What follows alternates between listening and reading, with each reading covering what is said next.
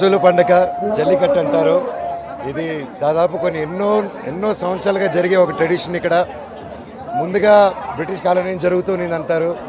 And first మన రంగంపేటలోనూ ఇంకో ఊర్లో జరిగేది. 20 సంవత్సరాల క్రితం నుంచి మన చంద్రగిరిలో జరుగుతుంది. అండ్ తమిళనాడులో జరిగేది చాలా డేంజర్గా ఉంటుంది.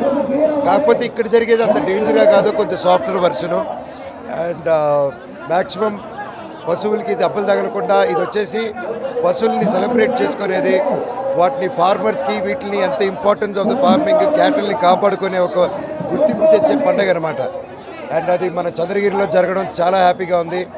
చంద్రగిరి మామూలుగా అందరికీ చంద్రగిరి గురించి చంద్రగిరి కోట అనుకుంటారు, కానీ చంద్రగిరి అప్పటి నుంచో ఇన్నోవేషన్కి అండ్ కొత్తదనానికి వెల్కమ్ చేసేదే చంద్రగిరి కోట ఒక రిజంబ్లెన్స్.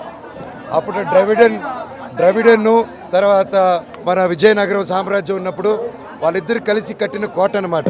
అప్పట్లోనే ఇన్నోవేషను, పార్ట్నర్షిప్ ఇవన్నీ చేసేవాళ్ళు. ఒక మంచి టెక్నాలజీ తీసుకురావడం, ఒక బిల్డ్ చేసేదానికి కోట. అందుకే ఈ రోజుకి అంత ఫేమస్. అండ్ చంద్రగిరి కోట ఎంత గొప్పదో ఇక్కడున్న ప్రజలు కూడా అంతే గొప్పవాళ్ళు, ఇంకా మంచి వాళ్ళు. అండ్ ప్రతి సంవత్సరం ఇది జరుగుతుంటుంది. అండ్ ఈసారి కూడా చంద్రబాబు నాయుడు గారు సంక్రాంతికి వచ్చినప్పుడు ఇక్కడున్న స్కూల్స్ కానీ మొత్తం చేశారు. స్కూల్స్కి స్పోర్ట్స్ అన్నీ పెట్టారు బాగా. అలాగే ఆడవాళ్ళకందరికీ ఇక్కడ ఈ ఆటోస్ చేశారు. అంతకుముందు చాలా కష్టపడేటోళ్ళు వాళ్ళు. ఇప్పుడు దాదాపు ఒక ఆటోస్కి వల్లే ఒక మహిళ దాదాపు 12 నుంచి 15,000 రూపాయలు ఒక డీజిల్ పెట్రోల్లో కాపాడుకుంటున్నారు వాళ్ళు. అండ్ ఇలాంటివి అభివృద్ధులు ఎన్నో జరుగుతున్నాయి. అండ్ ఇక్కడ కూడా చాలా ఫ్యాక్టరీస్, చాలా ఇన్నోవేషన్ రాబోతుంది చంద్రగిరి చుట్టుపక్కల. అండ్ చంద్రగిరిలో ఉన్నంత యూత్ చాలా యూత్ ఉన్నారు. చుట్టుపక్కల అంత యూత్ లేదు. ఈరోజు బయటికి వెళ్ళి పనిచేసే వాళ్ళే కాకుండా చంద్రగిరి వదలకుండా ఈ చుట్టుపక్కల ప్రాంతాల్లో ఇంకా యూత్ ఇక్కడే పనిచేసుకుంటున్నారు. వాళ్ళకి మంచి ఫెసిలిటీసు అన్నీ త్వరలోనే వస్తున్నాయి. అండ్ ఈ ప్రాంతం ఇంకా గొప్ప అభివృద్ధి చెందుతుందని గట్టి నమ్మకంగా ఉంది.